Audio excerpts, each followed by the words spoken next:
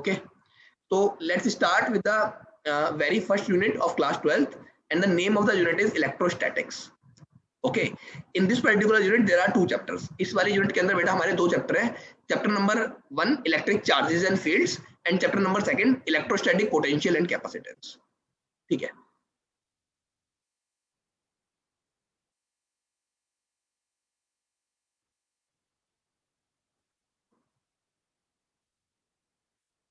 चलिए अभी थोड़ी देर के अंदर हम लोग इसको डिफाइन करेंगे कि इलेक्ट्रोस्टैटिक क्या होता है.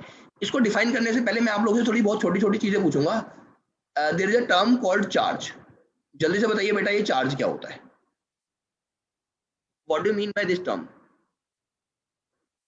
The vibration of particles. Vibration of particles, very good. Anyone else? The flow of electrons. Flow of electron, very good. और कोई? चलिए बेटा ये अप्रॉक्स हमारी 2500 साल पुरानी बात है. 2500 ईयर्स बैक एक जादू हमें नेचर के अंदर देखने को मिला. ठीक है, वो क्या जादू था कि there is a material called amber. क्या नाम था बेटा मटेरियल का? एम्बर. इस एम्बर को रब करा गया एक मटेरियल वूल से. वूल तो समझते हो बेटा सब लोग? ठीक है, जब इस एम्बर को रब करा गया वूल से तो हमें देखने को मिला कि एम्बर वूल से रब करने के पास एम्बर के पास एक स्पेशल प्रॉपर्टी आ गई है, जिस प्रॉपर्टी की वजह से वो अपनी तरफ बहुत ही छोटे छोटे पार्टिकल्स को अट्रैक्ट करने लगा, जैसे ये टाइनी पीसेस ऑफ पेपर. क्या अब कुछ बात याद आ रही है कि ऐसा जादू आप लोगों ने अपनी क्लासेस में भी करा है कि जब स्केल को अपने हेयर से रब करते हो तो स्केल को हेयर से रब करने के बाद उस स्केल को जब आप किसी छोटे छोटे पेपर के पीसेस के पास लेके आते हो तो सारे पेपर के पीसेस अट्रैक्ट हो जाते हैं. सबने करा है? Yes, sir. तो it is like that only. ऐसा ही कुछ देखने को मिला 2500 साल पहले. और जब 2500 साल पहले ये सब देखने को मिला तो इसको मैटर को क्लोज कर दिया गया. इसके ऊपर कुछ भी नहीं सोचा गया. सोचा कि बस ऐसे नेचर में कुछ जादू होता है और इसको ऐसे ही छोड़ दो. ठीक है, 2500 साल के अगले 2000 साल बाद, मतलब अब से 500 साल पहले, आफ्टर 2000 ईयर, जैसे एम्बर ने अट्रैक्ट किया था एम्बर ने अपनी तरफ अट्रैक्ट किया था छोटे छोटे पार्टिकल्स को वूल से रब करने के बाद. जब एम्बर को वूल से रब किया था तो वूल से रब करने के बाद इसने अट्रैक्ट किया था. सेम बिहेवियर हमें बहुत सारे अलग मटेरियल्स का भी देखने को मिला. जैसे कि एक हमारा मटेरियल होता है इबोनाइट. क्या मटेरियल होता है बेटा? इबोनाइट. एक इबोनाइट की रॉड हमने ली और इस इबोनाइट की रॉड को हमने रब करा कैट की स्किन से. ये एक बिल्ली है.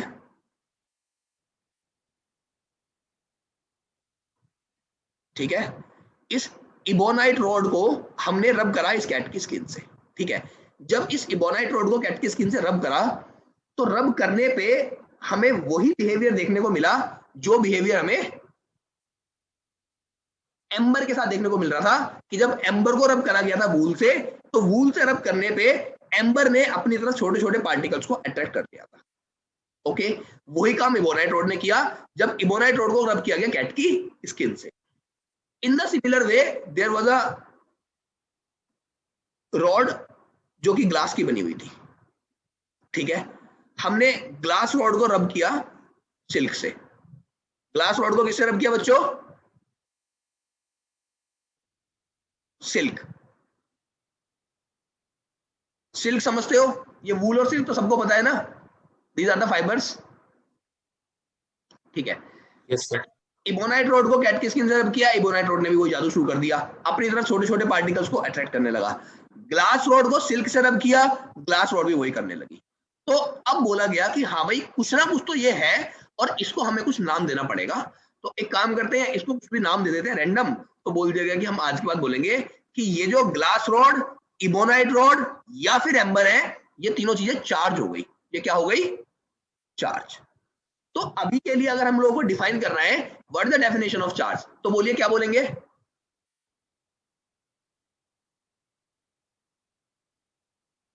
It is the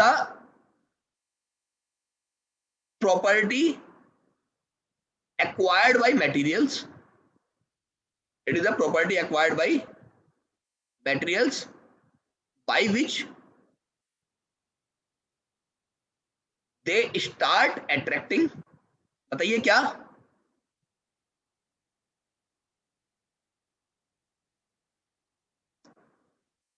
Lighter particles towards itself.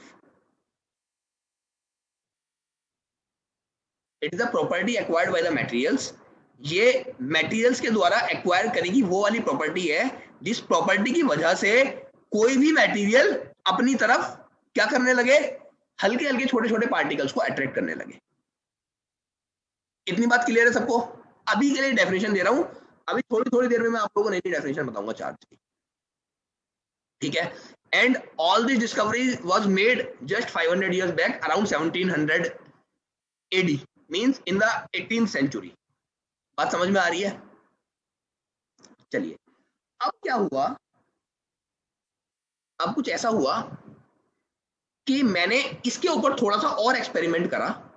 ठीक है. और एक्सपेरिमेंट करने पे हमें कुछ अद्भुत चीजें नजर आई. एक प्रॉपर्टी तो है ही कि वो लाइटर पार्टिकल्स को अपनी तरफ अट्रैक्ट कर रहा है, इसके अलावा भी मुझे कुछ और चीजें देखने को मिली. अब देखिए जरा और क्या क्या चीजें थी जो मुझे देखने को मिली. पहली चीज ये थी कि अगर मैंने एक इबोनाइट रॉड ली, इबोनाइट रॉड, और इस इबोनाइट रॉड को मैंने रब किया था किससे? बोलो, मैंने इबोनाइट रॉड को किससे रब किया था?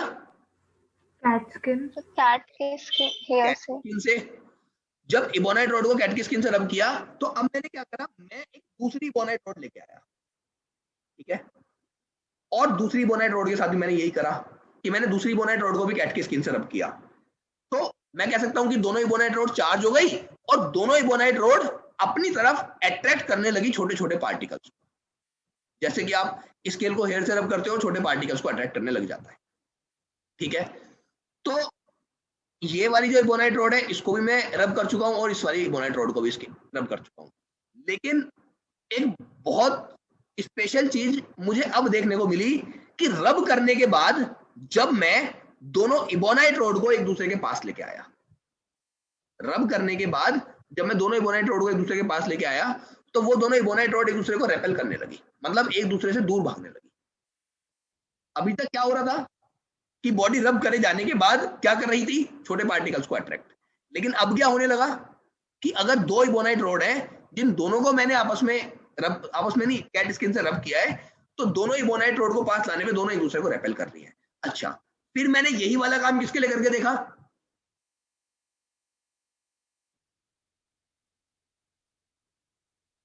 ग्लास रॉड के लिए. पहली ग्लास रॉड को किससे रब किया मैंने? जल्दी बताओ बच्चों. ग्लास सिल्क से. सिल्क से. पहली वाली ग्लास रॉड को मैंने सिल्क से रब किया और दूसरी वाली ग्लास रॉड को मैंने सिल्क से रब किया. दोनों ग्लास रॉड को सिल्क से रब करने पे छोटे छोटे पीसेस के पास लेके गया, उसकी तरफ अट्रैक्ट होने लगे. लेकिन क्या हुआ कि जब मैं दो ग्लास रॉड को पास में लेके आया तो एग्जैक्टली वही देखने को मिला जो इबोनाइट रॉड और दो इबोनाइट रॉड के बीच में था. क्या चीज? Repulsion.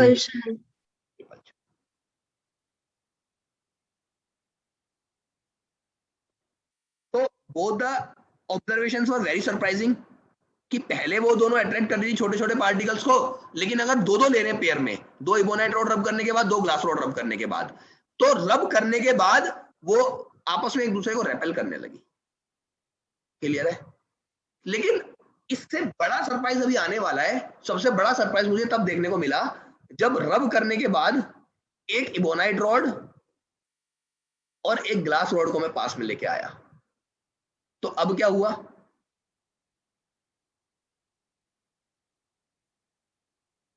यहां पे क्या हुआ था? रिपल्शन. यहां पे भी क्या हुआ था? रिपल्शन. लेकिन यहां पे हुआ अट्रैक्शन. अच्छा, कैन एनीवन कंक्लूड कि इससे पता क्या चला हमको? सलोनी बेटा आप बोलो, इससे हमें क्या पता चला?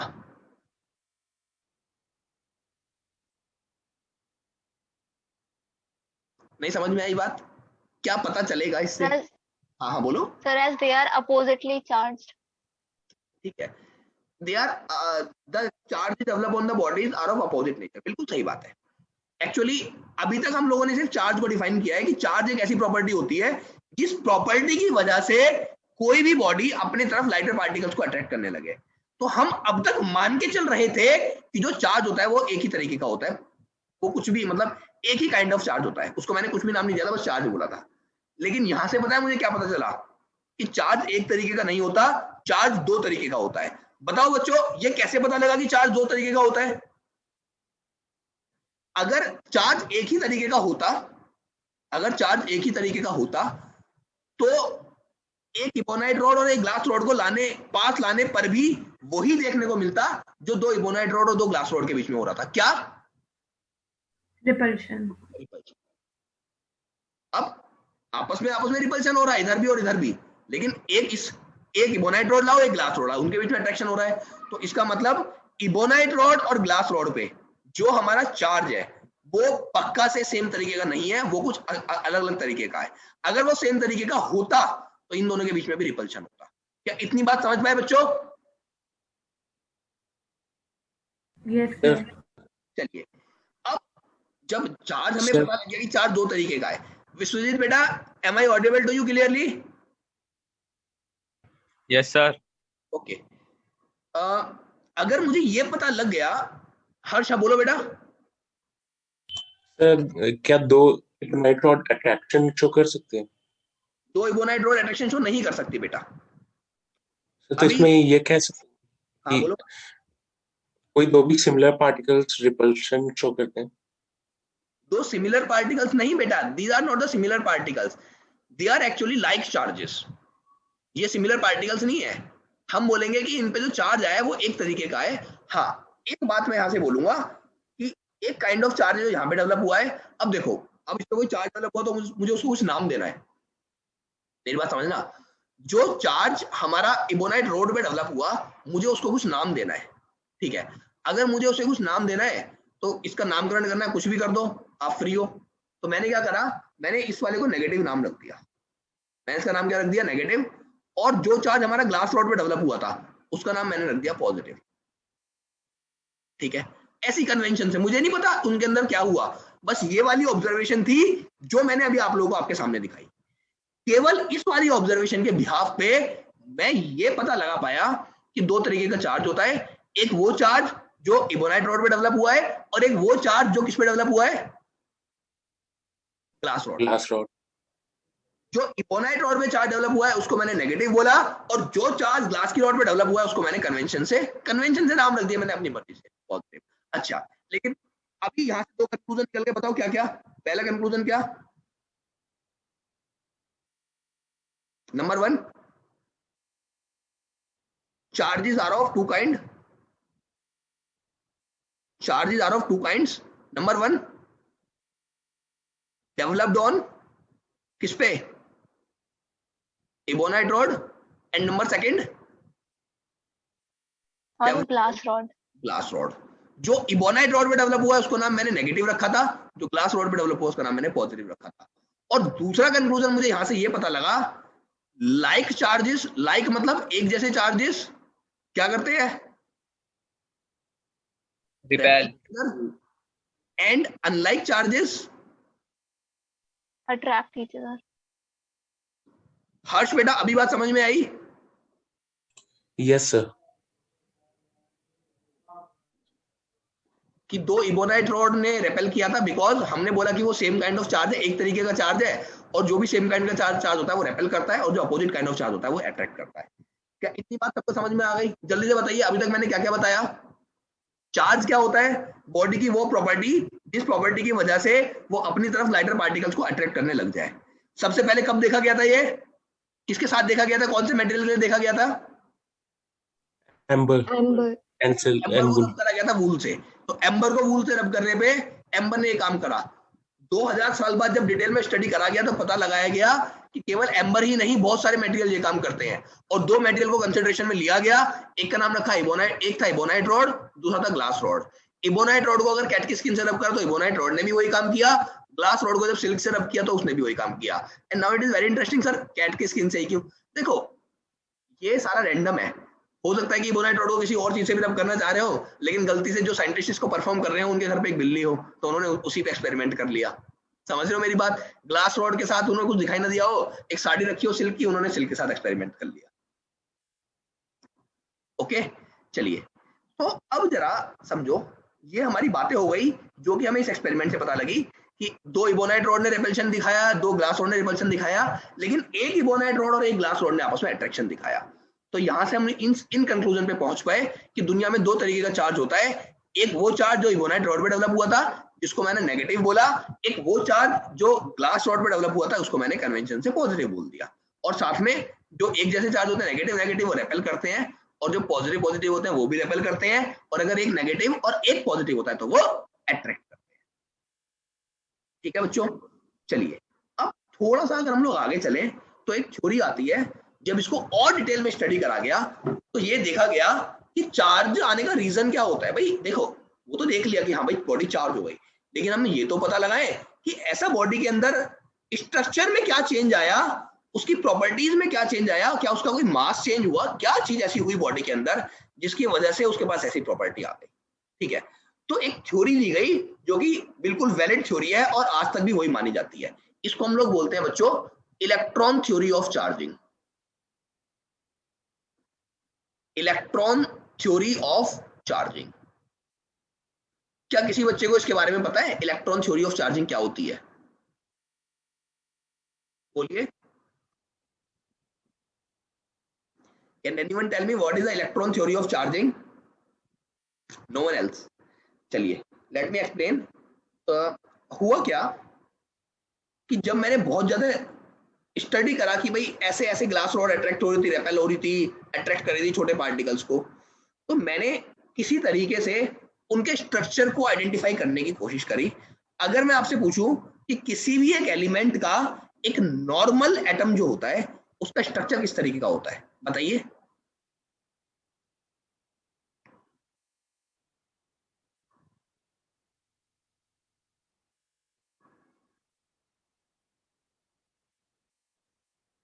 इस बीच वाले पोर्शन को क्या बोलते हैं हम लोग? तो न्यूक्लियस। न्यूक्लियस। इस न्यूक्लियस के अंदर कौन कौन होता है? Protons and neutrons. ठीक है, और ये जो शेल्स होती हैं इनके अंदर क्या होते हैं? इलेक्ट्रॉन्स। Electrons, very good. कुछ इस तरीके का होता है। ठीक है, अब एक बात बताओ, अगर मैं आपसे बोलूं कि आपको मैंने एक एटम दे दिया, कोई एलिमेंट दे दिया, उसके अंदर बहुत सारे एटम्स हैं, और अगर मैं आपसे बोलूं कि इसके एटम में से के अंदर जो न्यूक्लियस होगा उस न्यूक्लियस में से प्रोटॉन बाहर निकालिए, तो क्या आप निकाल सकते हो? No sir.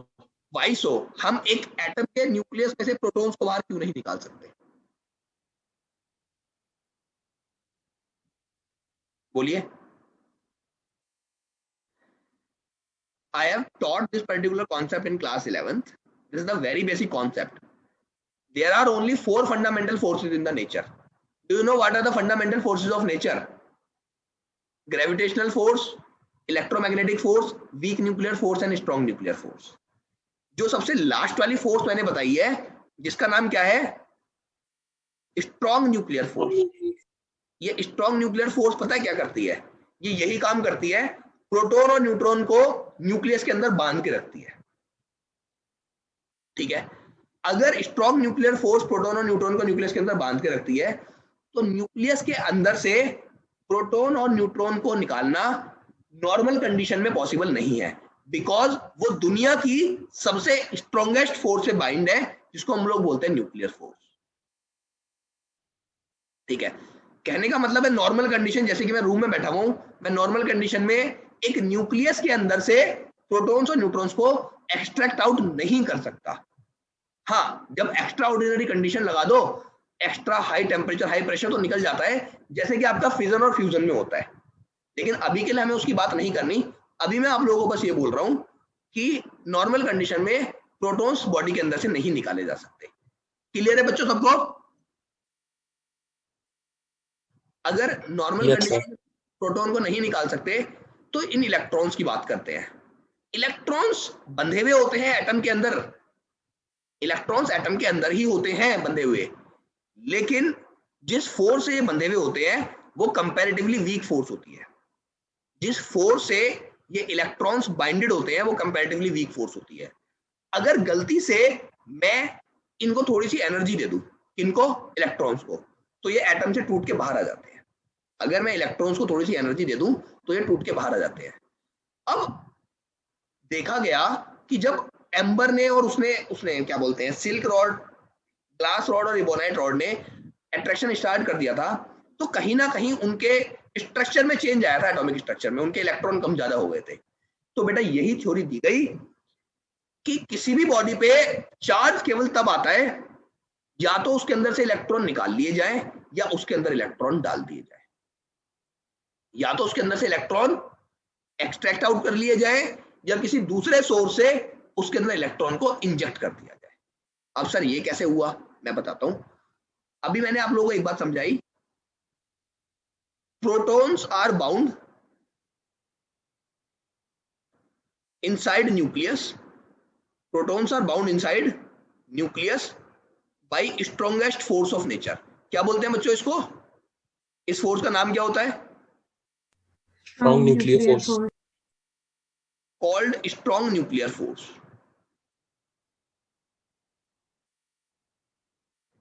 Comma, hence neutrons cannot be extracted. Neutrons cannot be extracted.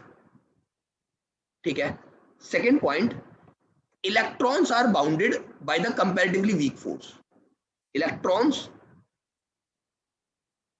are bound by comparatively weak force.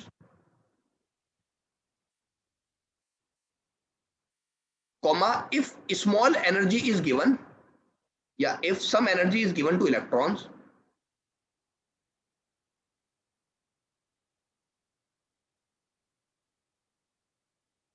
if some energy is given to electrons, they come out of atom. They come out of atom. ठीक है। अच्छा, अब जरा देखो, इसको separate कर लेना। हाँ, अब जरा ऐसे समझो, अभी मुझे बताओ कि इस वाले एटम के अंदर कितने नंबर ऑफ इलेक्ट्रॉन्स प्रेजेंट है, काउंट करो। 6 electrons. आप लोगों ने छोटी क्लासेस में ये पढ़ा है कि एक नॉर्मल स्टेट में अगर हम एटम की बात कर रहे हैं तो जितने उसके अंदर इलेक्ट्रॉन्स होते हैं उतने ही उसके अंदर प्रोटॉन्स भी होते हैं। तो अगर इस एटम के अंदर मुझे 6 इलेक्ट्रॉन दिखाई दे रहे हैं तो पक्का से इसके न्यूक्लियस के अंदर 6 प्रोटॉन भी रहे होंगे। अगर 6 इलेक्ट्रॉन है तो 6 प्रोटॉन्स भी रहे होंगे। ठीक बात है बच्चों। लेकिन अगर मैं किसी तरीके से इसके एनर्जी देके इस वाले इलेक्ट्रॉन को निकाल दूं, तो अब मुझे बताओ इलेक्ट्रॉन कितने रह गए? 5। और प्रोटॉन कितने हैं? 6। क्योंकि प्रोटॉन्स को तो हम निकाल ही नहीं सकते। अच्छा, ये रेशियो डिसबैलेंस हो गई। ओके, अब मैंने क्या करा, इसका वाला इलेक्ट्रॉन रहने दिया और एक एडिशनल लाके इसमें डाल दिया। अब मुझे बताओ इलेक्ट्रॉन कितने हो जाएंगे? 7। और प्रोटॉन उतने ही है, 6। प्रोटॉन देखो तीनों जगह 6 हैं। प्रोटॉन निकल नहीं सकते, ना तो बाहर निकल सकते ना अंदर आ सकते, क्योंकि वो न्यूक्लियस के अंदर बंधे हुए हैं, हम उनको निकाल ही नहीं सकते। लेकिन इलेक्ट्रॉन कम भी कर सकते हैं, ज्यादा भी। तो बेटा ये बोला गया कि ये जो चार्ज होता है ना, ये इलेक्ट्रॉन की वजह से ही होता है। जो बॉडीज के ऊपर चार्ज आता है वो माइग्रेशन ऑफ इलेक्ट्रॉन की वजह से ही आता है। ठीक है भाई, कुछ ना कुछ स्ट्रक्चर में चेंज आया तो मतलब इलेक्ट्रॉन ही हुआ जो डिस्टर्ब हुआ है। तो अगर बॉडी के अंदर से इलेक्ट्रॉन निकाल लिया जाए। अच्छा, अब ये देखा गया, एक बात बताओ, इबोनाइट रोड पे कैसा चार्ज आया था? इबोनाइट कैसा चार्ज आया था? नेगेटिव। और ग्लास रॉड पे कैसा चार्ज आया था? पॉजिटिव। तो बच्चों यहां से देखा गया थोड़ा सा कि इलेक्ट्रॉन इबोनाइट रोड का थोड़ा सा मास में भी इंक्रीज हो गया। अब बताओ, थोड़ा सा मास में इंक्रीज हुआ है तो उसके अंदर कुछ आया होगा या गया होगा? आया होगा। आया होगा। तो इसका मतलब जो इबोनाइट है उसके अंदर कुछ इलेक्ट्रॉन्स होंगे जो आए होंगे कैट स्किन से। तो मैंने कहा, और इलेक्ट्रॉन को मैं उस वाले चार्ज को मैं नेगेटिव बोल चुका हूं। जो चार्ज इबोनाइट रॉड ने एक्वायर करा है उसको मैं ऑलरेडी डिफाइन कर चुका हूं, क्या? नेगेटिव। अगर मैं उसको ऑलरेडी डिफाइन कर चुका हूं कि वो नेगेटिव है, तो इट मींस अब मेरी मजबूरी हो गई कि मुझे इलेक्ट्रॉन को क्या बोलना पड़ेगा बच्चों? नेगेटिव, क्योंकि इलेक्ट्रॉन के आने से नेगेटिव चार्ज आ रहा है। तो अगर इलेक्ट्रॉन को नेगेटिव बोला तो प्रोटॉन को क्या बोलना पड़ेगा? पॉजिटिव। इलेक्ट्रॉन होता है नेगेटिव, और बेटा ये कन्वेंशन किसी ना किसी टाइम पे तो सेट हुई होंगी, आपको तो बचपन से पढ़ते आ रहे हो इलेक्ट्रॉन नेगेटिव होता है प्रोटॉन पॉजिटिव होता है, लेकिन कभी ना कभी तो ये डिस्कवर करा हो गया कि इलेक्ट्रॉन को नेगेटिव बोलेंगे। तो दिस वाज द मोमेंट जब ये डिस्कवर करा गया था, क्योंकि इबोनाइट रॉड पे इलेक्ट्रॉन आए थे और उसको हम नेगेटिव बोल चुके थे। तो हम एक काम करते हैं, जो चार्ज इलेक्ट्रॉन के ऊपर होता है उसको नेगेटिव बोल देते हैं, और जो चार्ज ग्लास रॉड के ऊपर होता है उसको हम लोग पॉजिटिव बोल देते हैं। तो यहां से इलेक्ट्रॉन को नेगेटिव बोल दिया, प्रोटॉन को पॉजिटिव। अब मुझे बताइए कि जब इसके अंदर 6 इलेक्ट्रॉन 6 प्रोटॉन थे तो बराबर था पॉजिटिव नेगेटिव, तो हम क्या बोलेंगे कि जो हमारा एटम है वो न्यूट्रल है। अब मुझे बताओ, अगर इलेक्ट्रॉन नेगेटिव है प्रोटॉन पॉजिटिव है और इलेक्ट्रॉन चला गया, 5 इलेक्ट्रॉन रह गए 6 प्रोटॉन रह गए, तो कौन ज्यादा हो गया? प्रोटॉन। तो हम क्या बोलेंगे इस केस में? बॉडी के ऊपर पॉजिटिव चार्ज आ गया। और इसका उल्टा क्या होगा बताओ? नेगेटिव चार्ज आ जाएगा। अगर 7 इलेक्ट्रॉन आ गए 6 प्रोटॉन रह गए, तो प्रोटॉन के रेस्पेक्ट में नेगेटिव ज्यादा हो गया पॉजिटिव के रेस्पेक्ट में, तो हम बोलेंगे पॉजिटिव चार्ज, नेगेटिव चार्ज आ गया। तो बच्चों ये थ्योरी दी गई थी कि बॉडी के ऊपर चार्ज इलेक्ट्रॉन के ट्रांसफर की वजह से आता है। या तो इलेक्ट्रॉन चले जाते हैं एनर्जी देने से, या इलेक्ट्रॉन आ जाते हैं। अगर इलेक्ट्रॉन चले जाते हैं तो कौन सा चार्ज आता है? पॉजिटिव। पॉजिटिव। और अगर इलेक्ट्रॉन आ जाते हैं तो कौन सा चार्ज आता है? नेगेटिव। केवल इलेक्ट्रॉन ही क्यों जाते हैं या आते हैं? क्योंकि प्रोटॉन स्ट्रॉन्ग न्यूक्लियर फोर्स से बाउंडेड होते हैं। प्रोटॉन स्ट्रॉन्ग न्यूक्लियर फोर्स से बंधे हुए होते हैं, उनको हम निकाल ही नहीं सकते, हम केवल इलेक्ट्रॉन को डिस्टर्ब कर सकते हैं। और जैसे ही इलेक्ट्रॉन का रेशियो गड़बड़ाता है, तो अगर इलेक्ट्रॉन ज्यादा हो जाते हैं तो नेगेटिव चार्ज, और इलेक्ट्रॉन कम हो जाते हैं तो पॉजिटिव चार्ज। विश्वजीत बेटा बात समझ में आ रही है? Yes sir. Saloni? Yes sir. Now tell me what should be the definition of charge. Charge की डेफिनेशन क्या होनी चाहिए? सेकंड डेफिनेशन हम डिफाइन करने जा रहे हैं। यहां पे हमने डिफाइन किया था पहली स्लाइड में, it is the property of acquired by the materials which by which they start attracting lighter particle towards itself. या फिर हम ऐसे भी बोल सकते थे, a body is said to be charged, एक बॉडी को चार्ज तब बोलते हैं when it start attracting lighter particle towards itself. अब बेटा हम लोग दूसरी डेफिनेशन लिखेंगे यहाँ पे चार्ज की। A body is said to be charged. A body is said to be charged when it have, बोलो क्या? Either excess of electrons, या फिर either excess of electrons or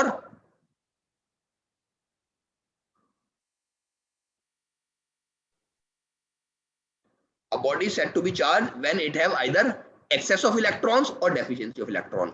या तो इलेक्ट्रॉन निकल जाए या इलेक्ट्रॉन आ जाए।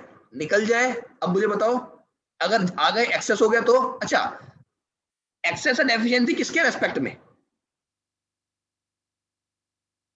बोलो। प्रोटॉन्स के रिस्पेक्ट में। Very good. With respect to number of protons, with respect to number of protons. Is it clear? So excess of electron implies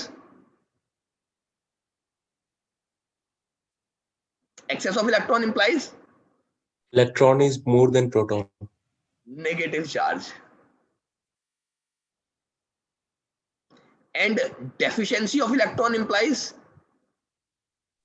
positive charge. Positive charge. positive charge। तो अब मुझे बताओ ebonite rod से electron गए होंगे या आए होंगे? इबोनाइट रॉड के चार्ज को मैंने कैसे बोला था? नेगेटिव। तो इबोनाइट रॉड से इलेक्ट्रॉन आए होंगे कैट स्किन से, और ग्लास रॉड को जब सिल्क से रब किया था तो गए होंगे। ग्लास रॉड से इलेक्ट्रॉन निकल के सिल्क में चले गए होंगे, बट कैट स्किन से एबोनाइट रॉड में आए होंगे। ठीक है, इतनी बात सबको क्लियर है? दोनों डेफिनेशन बहुत अच्छे समझ में आ गई चार्ज की। पहले हमने ये बोला था क्योंकि पहला जादू देखा था कि बॉडी को चार्ज सब बोलेंगे जब वो लाइटर पार्टिकल्स को अट्रैक्ट करने लगेगी। जब डिटेल में स्टडी करा तो पता लगा किसी भी बॉडी के ऊपर चार्ज जो आता है वो आता है इलेक्ट्रॉन के ट्रांसफर की वजह से, और अगर बॉडी के ऊपर चार्ज इलेक्ट्रॉन के ट्रांसफर की वजह से आता है तो अगर बॉडी के ऊपर चार्ज इलेक्ट्रॉन के ट्रांसफर की वजह से आता है तो अगर इलेक्ट्रॉन आ रहा है तो उसको नेगेटिव बोल देते हैं, तो उसको हम नेगेटिवली चार्ज बॉडी बोल देते हैं, और इलेक्ट्रॉन जा रहा है तो उस पर पॉजिटिव ज्यादा हो गया तो पॉजिटिवली चार्ज। ठीक है, होप सो इतना क्लियर है सब? हाँ बच्चे बोलो। सर जब हमने एबोनाइट रॉड जो थी कैट स्किन से रब करी तो कैट स्किन भी तो चार्ज हो गई ना? बिल्कुल चार्ज हो गई। अगर तो वो भी अट्रैक्ट करेगी। इबोनाइट रॉड, बिल्कुल बेटा बिल्कुल, वेरी गुड। अगर इबोनाइट रॉड और कैट स्किन को रब करा तो कैट की स्किन से इलेक्ट्रॉन निकल के इबोनाइट रॉड में चले गए, तो अगर इबोनाइट रॉड में नेगेटिव चार्ज आया तो कैट की स्किन पे उतना ही पॉजिटिव का चार्ज आया होगा। अच्छा, लेकिन आज today only I was teaching this particular topic in my class also in school. So students were asking, sir, why only it had happened that the electrons were transferred from cat skin to ebonite rod and not the reverse process took place? उल्टा क्यों नहीं हुआ इसका? मेरा question समझ में आया सब बच्चों को? Yes sir. कि इबोनाइट रॉड पे ही क्यों नेगेटिव चार्ज आया, कैट की इबोनाइट रॉड से इलेक्ट्रॉन निकल के कैट की स्किन पे क्यों नहीं चले गए? तो बेटा this is the concept related to chemistry, there is a term called ionisation energy. समझ रहे हो? इलेक्ट्रॉन को निकालने के लिए कितनी एनर्जी चाहिए? वी आर, देखो हम जब उनको रब कर रहे हैं तो basically we are doing work और हमारी एनर्जी नहीं मिलके वो इलेक्ट्रॉन निकल के आ रहा है। लेकिन जब दो मटेरियल आपस में एक दूसरे से अगेंस्ट रब करे जा रहे हैं तो वहां पे क्या हो रहा है कि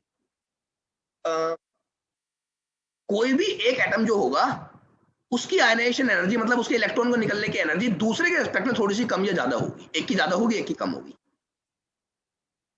तो दैट डिपेंड्स कि दोनों के अंदर अगर इलेक्ट्रॉन्स प्रेजेंट है तो किसका इलेक्ट्रॉन लूजली बाउंड है। किसी एक का इलेक्ट्रॉन लूजली बाउंड होगा, किसी एक का इलेक्ट्रॉन स्ट्रांगली बाउंड होगा कंपैरेटिवली। हालांकि इलेक्ट्रॉन और न्यूक्लियस के बीच में फोर्स कम होती है, लेकिन दोनों में से किसी एक का ज्यादा बाउंड हो, स्ट्रांगली बाउंड होगा, किसी एक का वीक बाउंड होगा। तो दोनों में से कंपैरेटिव जिसका वीक होगा उसका निकल के दूसरी बॉडी में चला जाएगा। क्या क्लियर है सबको बात?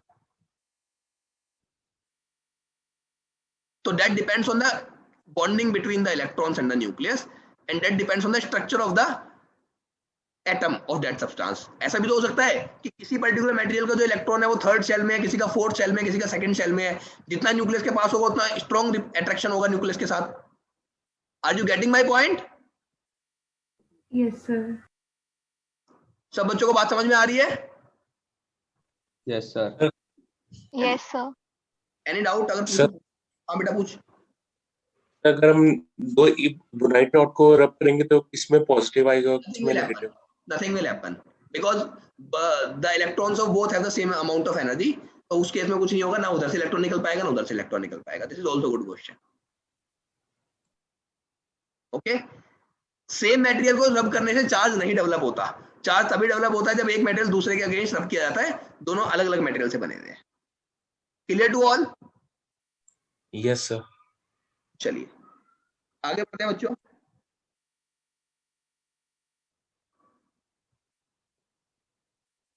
अब एक बात बताइए कि दुनिया में सबसे छोटा चार्ज क्या होता है? दुनिया में सबसे छोटा चार्ज किसका हो सकता है बताइए?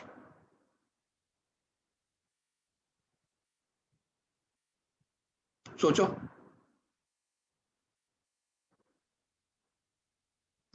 बेटा anyone student has left the class? Who is he? Who has left the class in mid?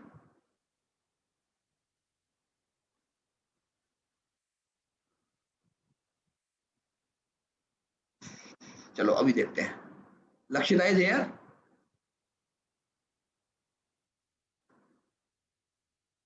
Lakshita has, चलिए कोई बात, आ गई। देखो बच्चों एक बार,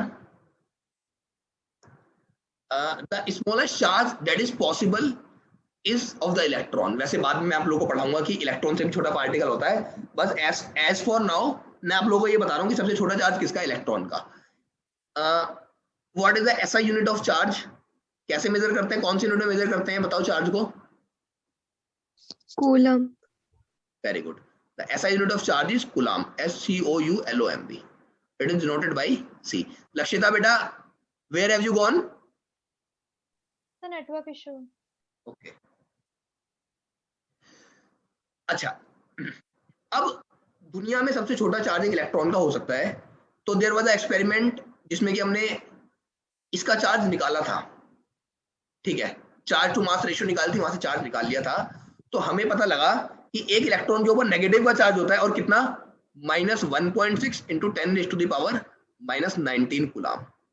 ओके अच्छा, अब एक बात बताओ, अगर इलेक्ट्रॉन पे इतना चार्ज होता है तो प्रोटॉन पे कितना चार्ज होता होगा? एक प्रोटॉन पे कितना चार्ज होता होगा?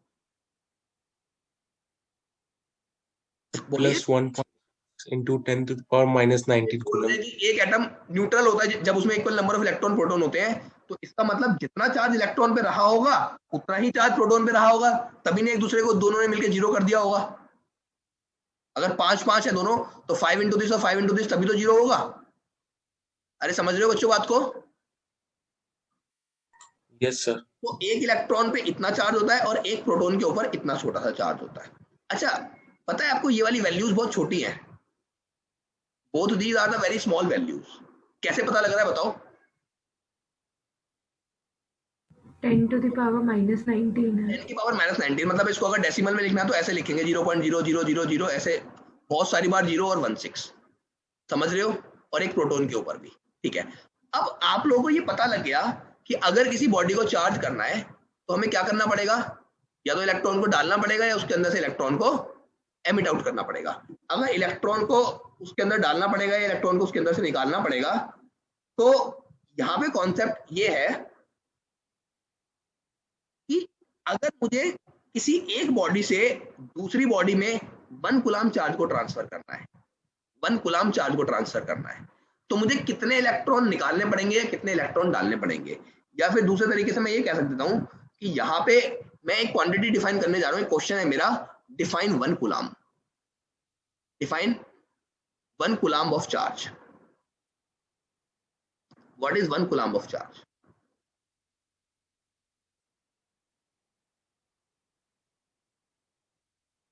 हाँ जी, 1 कूलम चार्ज क्या होता है? देखो जरा, 1/-1.6 × 10⁻⁻19 electron. Very good very good. एक इलेक्ट्रॉन पे इतना चार्ज है, देखो माइनस साइन क्या दिखा रहा है कि वो उसका नेचर नेगेटिव है, लेकिन अगर मैं मैग्नीट्यूड वाइज बात करूं तो इतना ही तो होगा मैग्नीट्यूड, 1.6 × 10⁻⁻19 कूलम। अगर खाली मैं मैग्नीट्यूड की बात कर रहा हूं तो magnitude will be this much. अच्छा, अगर एक इलेक्ट्रॉन पे इतना चार्ज है तो बताओ एक कूलम चार्ज के अंदर कितने इलेक्ट्रॉन्स आ जाएंगे? अगर एक इलेक्ट्रॉन के ऊपर इतना चार्ज है तो एक कूलम चार्ज में कितने इलेक्ट्रॉन? तो बेटा यूनिटरी मेथड हम लोग लगाते हैं कि 1 electron equal to this much, तो 1 कूलम इक्वल टू 1 अपॉन, इसको नीचे लेके चले गए और मैंने राइट हैंड वाली साइड में लिख दिया इसको 1 अपॉन 1.6 × 10⁻⁻19 नंबर ऑफ इलेक्ट्रॉन्स। ठीक है, इसको अगर हम लोग सॉल्व करेंगे तो 10⁻19 को मैंने ऊपर लिखा और नीचे रह गया 1.6। इस 1.6 को जब मैंने हटाया तो ऊपर एक 10 भी आ गया। ठीक है, अब मैंने क्या करा, इसमें से एक पावर और कम कर ली, इसको 100 बना दिया और इसको 10⁻19 को 10⁻18 बना दिया, और नीचे क्या लिखा हुआ है बताओ? 16। अब जब मैं इस 100 को 16 से डिवाइड करूंगा तो ये मेरा निकल के आएगा 6.25 × 10⁻18 इलेक्ट्रॉन्स। अच्छा, इससे क्या पता लग रहा है? एक कूलम चार्ज में कितने इलेक्ट्रॉन्स हैं? अच्छा, अब ये बताओ, ये छोटा नंबर है बड़ा नंबर है? बड़ा नंबर है। बहुत बड़ा नंबर है। कैसे बड़ा नंबर है? 625,000,000 इस तरीके से 16 टाइम्स 0 लगानी पड़ेंगी 625 के आगे। मतलब कि इतने इलेक्ट्रॉन जब ट्रांसफर हो जाएंगे एक बॉडी से दूसरे बॉडी में तब 1 कूलम चार्ज आएगा। अगर किसी बॉडी में इतने इलेक्ट्रॉन्स आएंगे तो कैसा चार्ज? अगर किसी बॉडी में इतने इलेक्ट्रॉन्स आएंगे तो कैसा चार्ज? बोलो। नेगेटिव। Negative charge. -1 कूलाम, और इतने इलेक्ट्रॉन्स जाएंगे तो +1 कूलाम। तो इससे हमें यह भी बात पता लगती है, एक इंपॉर्टेंट बात, coulomb is a bigger unit of charge. Coulomb charge की एक बिगर यूनिट होती है। Coulomb is a bigger unit of charge, मतलब कूलाम जो डिफाइंड है वो एक बहुत बड़ी यूनिट है। ठीक है, लिख देता हूं, 1 कूलाम चार्ज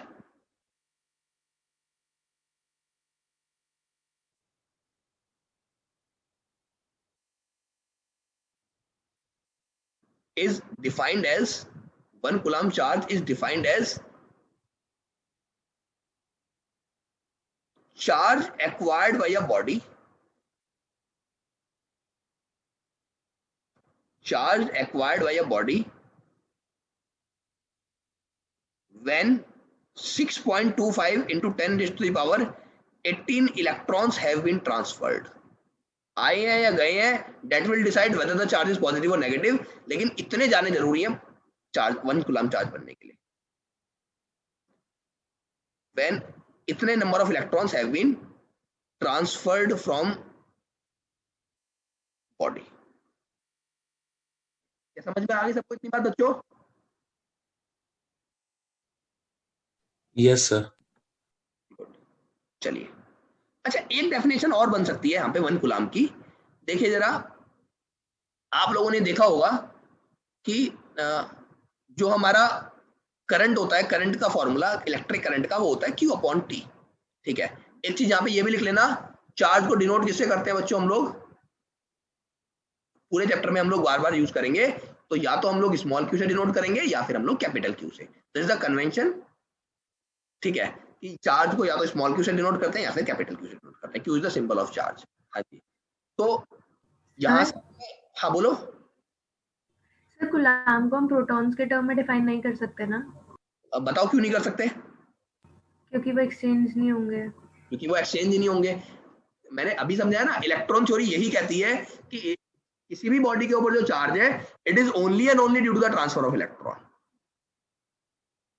ओके, नाउ एक फॉर्मूला ये भी है, अगर मैं यहाँ पे I को 1 एम्पियर रख दूं और टाइम को 1 सेकेंड रख दूं, तो मैं यहां से भी डिफाइन कर सकता हूं। क्या? If 1 ampere of the current is flowing through a conductor for 1 second, अगर किसी कंडक्टर में से 1 एम्पियर का करंट फ्लो कर रहा है 1 सेकेंड के लिए, तो उसके ऊपर जितना चार्ज होगा उसको हम लोग 1 कूलम बोलते हैं। ठीक है, 1 कूलम, या ऐसे सिंपल सी लैंग्वेज में लिखते हैं इसको, when 1 ampere current flows through a conductor, 1 ampere current flows through a conductor for 1 second, when 1 ampere current flows through a conductor for 1 second, comma, charge flowing is said to be 1 coulomb, charge following is 1 coulomb. ठीक है बच्चों, क्या सबको ये बात clear है यहां तक?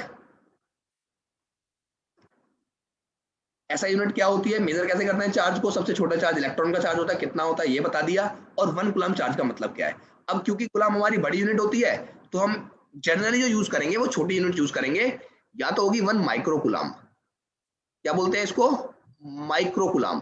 बताइए बच्चों, माइक्रो कूलम को कैसे लिखेंगे हम लोग? How much coulomb will be there in 1 microcoulomb? बताओ, this is the basic unit. 10 to the power -6. Very good.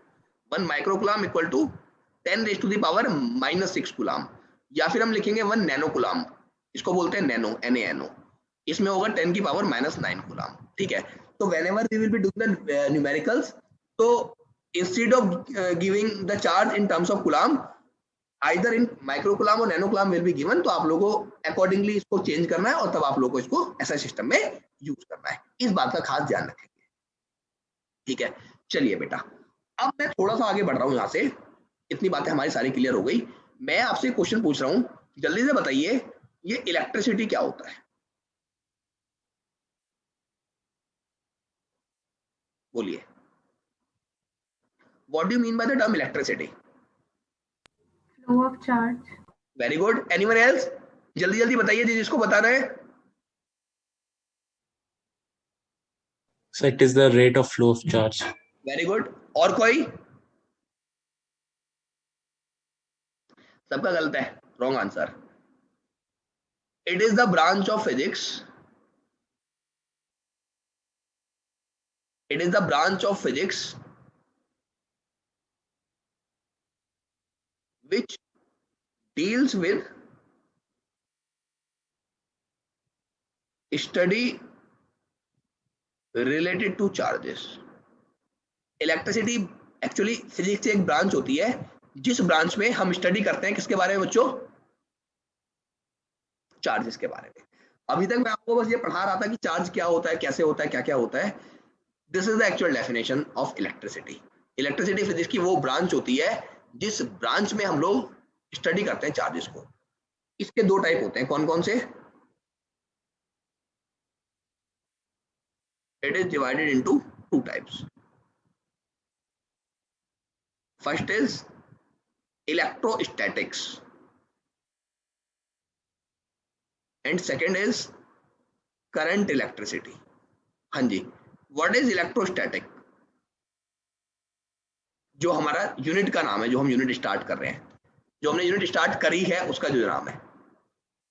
बोलिए. There is the word static. Static का मतलब क्या होता है बच्चों? Still. स्टैटिक का मींस At rest. स्टेशनरी या फिर एट रेस्ट. तो electrostatic actually is the branch of electricity. Electricity is the branch of physics and electrostatic is a type of electricity in which we study the charges when they are at rest. तो हम simple सा लिख देते हैं electrostatic is the study of charges at rest. Clear है सबको?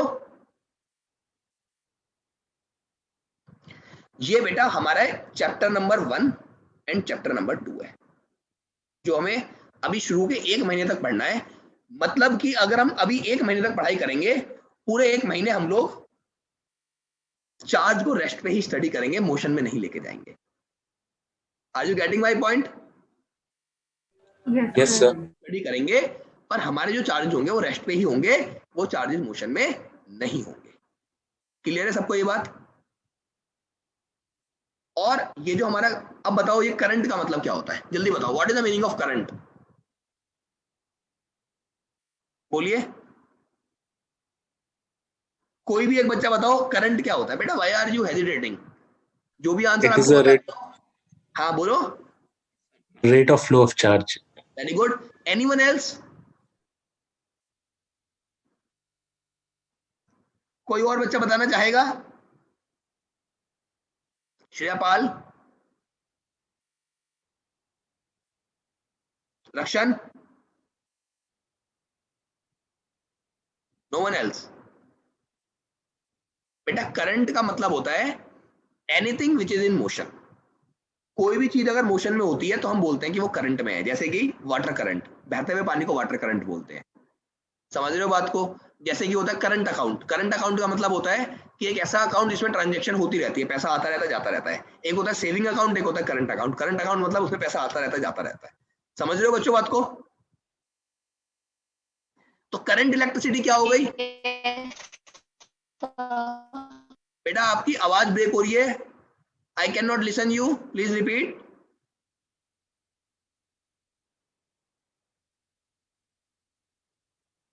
तो current electricity is the branch of electricity in which we study the charges, but the charges is in motion. Clear? ये बेटा हम लोगों का चैप्टर नंबर 3 होगा as per your NCERT curriculum. क्या बात समझ में आ गई थी सबको? For the starting 2 chapter we will be studying about the charges, but the charges will remain at rest. शुरू के 2 चैप्टर के लिए हम चार्जेस को स्टडी करेंगे, लेकिन जो हमारे चार्जेस होंगे वो रेस्ट पे होंगे. और करंट इलेक्ट्रिसिटी के अंदर हम चार्जेस को स्टडी करेंगे, वो चार्जेस हमारे मोशन में होंगे. थर्ड चैप्टर कंपैरेटिवली बड़ा है, अकेला चैप्टर वो बड़ा है, और फर्स्ट सेकंड मॉडरेट है, बट दोनों मिला के बड़े हो जाते हैं. ठीक है. ये अप्रोक्सीमेटली 8 मार्क्स का आपका वेटेज होगी इसकी बोर्ड में, और इसकी भी अप्रोक्स 7 या 8 मार्क्स की वेटेज होगी. Is it sir clear? 1 और 2 को मिला के 8 मार्क्स. हाँ 1 और 2 को मिला के 8 है और थर्ड चैप्टर अकेला इतने मार्क्स का है. तो you can assume the importance of chapter number 3 current electricity, although it is little bit lengthy chapter also, but समझने का बहुत कुछ है उसमें. ठीक है, क्या इतनी बात सबको समझ में आ गई बच्चों? Yes sir. चलिए, today class I am winding up right now only. Okay, in the next class we will continue with this particular topic. Meanwhile I will if you have any kind of doubt in the previous topics in class 11th or whatever else, तो आप हमेशा में से WhatsApp वगैरह पे पूछ सकते हैं. और जैसे मैंने आप लोगों को बताया कि in the coming week I will be either teaching you in the extra class or will be sending you the videos of class 11 topics that will be relevant for 12th class. I will explain all those topics in very detail. Okay. चलिए बच्चों, bye bye for today. Okay, tomorrow the class will be at the very same time, that is at 5 p.m. Okay. Thank you, So sir. 5 p.m. to 6:30. Yeah, it will be till 6:20. It will be 6:20. I don't know why. So today the meeting has not been stopped for the 40 minutes. But if the meeting will be stopped at 40 minutes, then it will be the 2 classes of 40 minutes each. Okay. Okay sir.